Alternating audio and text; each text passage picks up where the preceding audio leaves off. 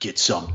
Here we go, Sports Bet Betting Insight today. Paulie and Teddy, Thursday. 3 more conference championship games to get to. The night session with a 4-touchdown favorite coming up with Clemson, and we'll get to Boise, Fresno, the rematch, and great stat in the Northwestern game with the Big Ten and the Buckeyes coming up. Plenty of bad beats. Let's get right into it. T-Wolves under, bad landing spot here, but 18.5 down to 215. It fell 217. Why you have to get the best number? How the hell does a game go over when there's a 9-point quarter? Well, because they had 59 combined in the third and 67 combined in the fourth. T-Wolves led by 48 in that game, and somehow it lands 217 with a 9-point quarter.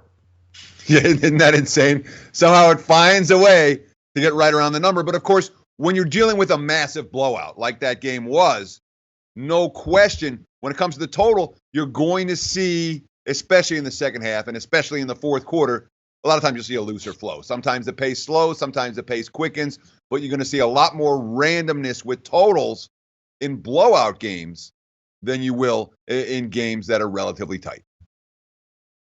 Shenanigans in the North Carolina game. It was a push at 148. There was a 3 at the buzzer from the parking lot that put it on 151. What a performance. I can't find a better coach in college basketball than Beeline. If Michigan could only get a good football coach.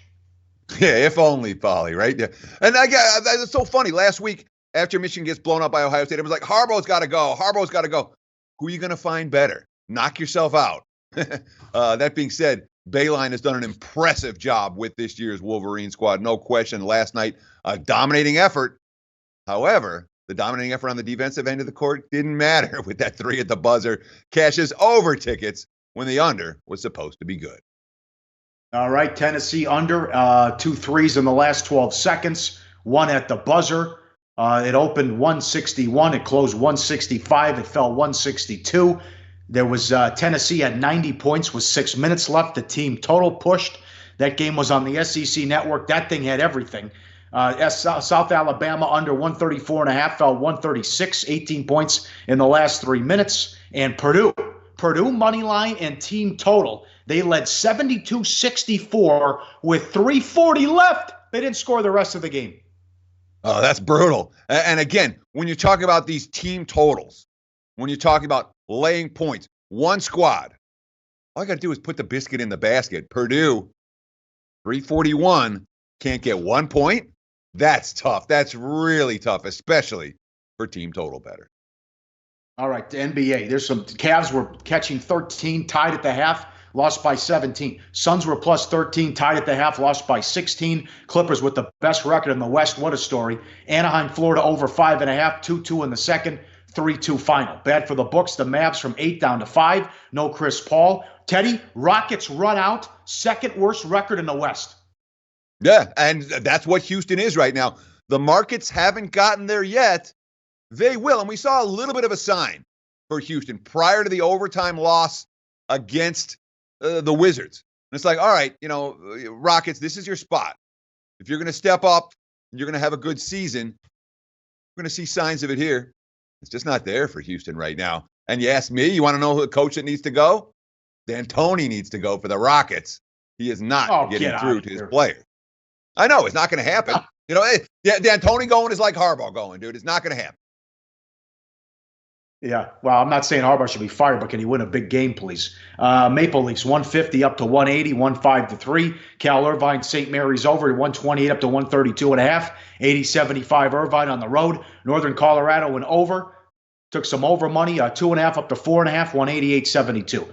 Lose some. Bad bets. UNLV from 5 up to 8, lost by 8 at home to Valpo. This program's in the toilet. What a disaster. Georgetown, 12.5 up to 15.5 in the under, 150 down to 146, 90-82 Hoyas. Syracuse, Ohio State over 134.5 up to 138, Cuse by 10 on the road. Yeah, and Cuse, of course, it lands 134 on a total that was bet from 134.5 up to 138. Those are so agonizing, especially when you get the best of the number. You're like, yeah, 1 point, half a point. They can't get there. And as for the Rebels, that's their second loss to a team outside the top 100 in early season play, both at home. That's a concern for a Rebels program. Look, you don't want to put too much into it. Bottom line, they took a ton of money last night, -5 up to -8. They were not the better team in that ballgame. And you always want to pay attention when UNLV money is coming the wrong way. Normally, the Rebels' money's, football, basketball is pretty sharp. This is an instance where the money went the wrong way on UNLV in a significant way, something perhaps to pay attention to moving forward. Brown, Rhode Island over 145 up to 149, 71-57. Northern Illinois plus 1.5 went off the favorite, lost by 2 to Green Bay. Here we go. 4:45 Pacific, ESPN, Mountain West title game. A unique schedule, strange here, where these teams have played 4 times now in the last year. Boise is 2.5 at home, 53 the total. Money for the over, I don't get it. They played a couple weeks ago, also on the Smurf turf. Fresno led 17-3. And they blew it. Boise won the game in a low-scoring game. They also last year played back-to-back weeks. Fresno won at home and then lost the conference title game also on the Smurf turf. Can Fresno exercise the demons here and get a win in Boise? Yeah, I mean, there has been a ton of over money for this ballgame, and you can understand conceptually why the markets want some over money here. We're talking about a senior quarterback in Brett Ripien, and Ripien was the difference maker. You ask, how did Boise rally back against Fresno in that first meeting this year? And the answer was you had a senior quarterback making plays. And Boise was able to move the football effectively throughout the second half of that ball game. Not like Fresno doesn't have a good QB in McMarion.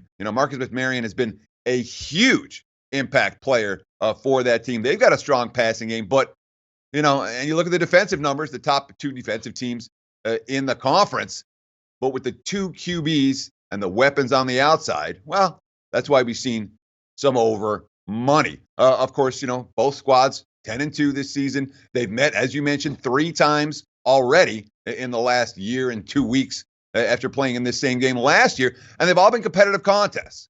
We're not seeing blowouts. I don't expect to see a blowout here. Fresno State, certainly a capable ball club. And they're capable of going into Boise and winning. Not just, hanging tough. They're capable of winning this ballgame. They have that capacity. But we have seen a little bit of veneer come off of Fresno State and their point spread record of late. Again, this team was on an 18-3-1 point spread run. They've lost their last 3 against the number. The markets have finally caught up with the Fresno State Bulldogs. And Tedford's been fantastic in the third quarter and second halves as well. ATS also, they've been close games too. Fresno off a cupcake against San Jose State. Boise had the hard-fought win at night, beating Utah State Saturday night to lock up a spot here in the title game. But also, this guy's won one of the best coaching jobs you're going to see. They were 1-11. That's the team he inherited. And now he goes back-to-back title games. This guy's awesome. Sure. I really thought Jeff Tedford would be very live for the USC job. But Clay Helton comes back for the USC job. And Jeff Tedford, if he's going to go somewhere, will go somewhere else. But certainly, when you talk about a program that has been completely transformed, it happened last year. But the fact that, they went from 1-11 to being in the conference title game. But the fact that it wasn't a one-year wonder. It wasn't just a group of seniors that he caught at the right time. Tedford's been very, very impressive. And Fresno, a team that plays with confidence, a team that brings it on the defensive end, a team that doesn't beat themselves. They're a smart football team. Boise beats themselves sometimes. But on the other hand, the Broncos, such a poor home field when it comes to point spread record. Boise's been a nightmare as home chalk the last 3 or 4 seasons. Really hasn't been pretty, but in this point spread range, it's not like they have to win by margin. A win should suffice. Interesting game, fascinating game. I'm not going to be involved in it, Paulie. This is one I'm going to be watching and not wagering on. All right. You will be involved. Play of the day coming up from this game. 5 o'clock Pacific, ABC. ACC title game, Charlotte. Clemson, look at this, 27.5, 52.5 against Pitt. This could get out of hand. Clemson was something to prove. More on that in a second and the reasons why. And the Atlantic division is dominated here. Get rid of divisions in college football. It's ridiculous. Here's Exhibit A. But the Atlantic is dominated. And remember what happened last year. A good team that was number 2 in the country at one point, Clemson, put the smackdown on Miami 38-3 in that game. But something to prove because South Carolina moved the ball on them. They had a ton of yards. And the fan base unhappy, even though they won by 3 touchdowns with the performance, and that pissed Sweeney off. Yeah, and it should have pissed Sweeney off. I don't blame him for being pissed off. Saying, hey, we won the game by 3 touchdowns. That's not enough for you guys? Screw you. Like the key is winning and not winning by 8 touchdowns every week. And he's absolutely right. And Swinney, his little blow up, I thought was A, appropriate, B, 100% right, and C, speaks volumes about how the markets have caught up with Clemson. You're not getting point spread bargains with the Clemson Tigers anymore. That's 2 years in the past now. You're going to have to pay the premium to back one of the two truly elite teams in the country this year. I don't think there's any question. And of course, early money shown for the favorite on Clemson, early money shown for the under. And that has a lot to do with the fact that I can't wrap my head. How's Pitt's going to score in this ballgame? The game that stands out to me was Clemson against Boston College, where, BC probably bigger than Pitt when it comes to their offensive front. They're a better power rushing team. And Pitt at home with the crowd going crazy in Chestnut Hill, they couldn't move the football one iota. Clemson's defensive line absolutely dominated that game. And when you picture that against Pitt's offensive line, and you say, here's Pitt, Kenny Pickett hasn't thrown for 200 yards in a game all season. It has to be Quadri Allison. They have to hand the football off and run effectively in order to even stay competitive in this contest. I can't fathom how they're going to do that. The one thing that could work in their favor, Paulie, on the defensive end, Clemson's speed is phenomenal. And earlier in the year, I made a mental note after the UCF game for Pitt, saying this team defensively is not going to be able to handle skill position speed on the outside. But bad weather expected in Charlotte all day on Saturday. It could be a very wet turf. It could be nasty conditions. And that's one thing that could work in Pitt's favor and negate some of Clemson's team speed. Talked to the Bear today from Game Day, Chris Felica. He said if UCF can torch them, what's Clemson going to do? I have to agree with him on that one. Okay, so keep an eye on the weather, though, too. Big Ten title game, also 5 o'clock Pacific on Fox. This is a fascinating handicap. Ohio State is 14-61 the total. Northwestern is 15-1 in their last 16 conference games. The issues have been non-conference. But the dog is 11-0-1 this year in Northwestern games. What do you do if Oklahoma has a close win or they lose to start the day against Texas? Because Meyer will run it up. And although he could have scored 70 on Michigan, he did take the knee when they had 62 points late inside the 5-yard line. But time and time again, he'll run it up. And you remember what happened a couple of years ago when he did style points against Wisconsin, and what was that, 59-0, whatever it was, with Jones. So it's tough here where Fitzgerald's been great as a dog, and the dog continues to get the money every game in Northwestern games. But you got to be concerned because Ohio State needs to not only win, but be impressive if they want to move up past Oklahoma. Yeah, the margin in theory is going to matter for the Buckeyes. And we've seen that with this line bouncing between 14 and a half. But it's all in theory. Again, if Georgia beats Alabama, Ohio State goes home. It doesn't matter what they do.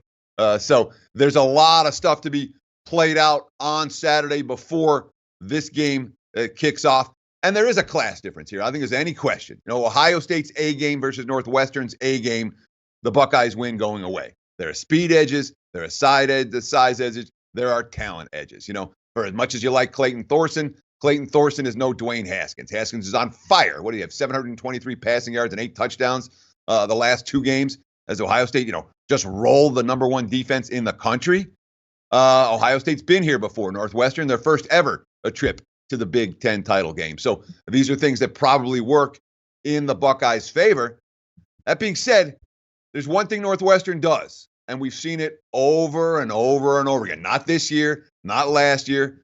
Throughout the Pat Fitzgerald era, this is how this team is coached. They hang tough in hostile environments. They cover point spreads on the road, and they don't win by margin. They don't lose by margin. They play competitive games. We've seen it over and over and over and over and over again. Even Notre Dame only beat this team by 10 points with a largely pro-Irish crowd at Soldier Field. Or in was that at Soldier Field? I think it was. In Chicago. It was at Evanston? Yeah. But the bottom line is, it's a Northwestern team that's shown they can hang tough. But if Ohio State puts their foot down, I worry about the Wildcats having an answer. Well, and I don't think they can do it 2 weeks in a row. Let's be honest. Ohio State has played one good game this year, okay? So you don't want to overreact, but they were great last week, but that's it. Should have lost to Maryland. Couldn't put away Minnesota. Couldn't put away Nebraska. Almost lost that game. Didn't look impressive against Sparty, and should have lost to Penn State. So that's the Buckeyes so far. So that's why it's an interesting handicap here. One more. How about the association tonight? The doubleheader on TNT. Look at this. Now Curry's not playing and Green isn't, but Green isn't playing either. But look at this. Toronto is a 9-point favorite at home against the Warriors. 226.5 the total, down to 224.5 the total. Curry's supposed to be back Saturday. This is the best team in the NBA right now. The Raptors are 18-4. They lost at Milwaukee without Kawhi. They blew a 4-point lead late in Boston, got beaten overtime. Blew a big lead at home to Detroit and got sloppy in the fourth quarter. And then in a game where Moore and Holiday couldn't miss, got beat at home by the Pelicans. That's it. And I know Nurse said tough schedule, bring it on. Because they got Golden State, Denver, Philly, and Milwaukee all coming up at home in the next week and a half. And then they hit the road for the Clippers, Golden State, Portland, and Denver. Those are the 4 games right in a row. So they played well without Kawhi when he sat on the back-to-backs. But again, look at the respect, Teddy, even without Curry, that the Warriors are a 9-point dog. Sure, it's not a point you were used to seeing, even without Curry, even without Green, for Golden State. And again, this team on this road trip is likely to be back to 100% or close to 100%. They're obviously not going to have DeMarcus Cousins for quite some time still. But the normal starting five, the championship starting five of the Warriors, not far from being on the court together. That being said, they will not be on the court together tonight in Toronto. And Golden State now 3 straight wins. They've kind of righted the ship after what was a really, really ugly stretch. And you read some of the quotes for the Warriors. They're not too concerned. It's, late November. Steve Kerr, I'm fine. It's just coaching. I'm sleeping fine. My comment the other day after the San Antonio game was, well, we're in the real NBA now. That was kind of for you guys, the media. It was like, guys, we're going to lose some games. We're going to go through some tough times. Find me a team that hasn't gone through stuff like this. I'd like to go visit and talk to their coach. So, yeah, the Warriors are going through some stuff, and Golden State, a team with nothing to prove in the regular season. That being said, boy, it looks like they're looking forward to this game. Klay Thompson, they're going to be a great test for us. Who knows? It just might be a preview of June. They got something really special up there in Canada right now. Right now, they're the best. I expect them to be there throughout the whole season. So, Thompson talking it up. He's saying this game really matters, whereas Kawhi, his quote, it's just another regular season game. It's just another challenge. I pretty much look forward to playing any game that I play. If it's not Kevin Durant, it's somebody else. So from a who's giving it their max intensity perspective, Golden State's saying a little bit more than Toronto. That being said, make no mistake about it. The Raptors want this win against the Warriors on their home floor, whether Steph Curry is in the lineup, which he won't be, or not. Offensive efficiency, Golden State number 1, Toronto number 3. Defense, Toronto 6, Golden State 15th. And you just see how dangerous the Raptors are. Who does that against Memphis? They went on the road and dropped 122 on them. They were down 17 and ran them out in the second half after giving up 70 points in the first half. This team has a lot of firepower, and Teddy was late to the party on him. Shame on him. I got him 7-1 to win the East. Best bet I made in a long time. Money time play of the day. Back to Boise. Let's go under 317, 318. Under 53 in the Mountain West Conference. All 3 games have been low scoring, especially the last 2, 17-14 in the title game last year, and a low scoring game on ESPN a couple weeks ago. Back on ESPN, I don't see where the points are coming from in this one. I don't get the move. Under 53, Boise and Fresno. Back tomorrow, NFL, and a special montage as we sign off here on Sportsbit. We'll sign off for the final time. We'll let you know everything about coming up with that. And a good game, Sunday night game. Surprise at the Steeler line, too, at home against the Chargers. That's coming up. Low Shack in the bag up next. Thanks for watching.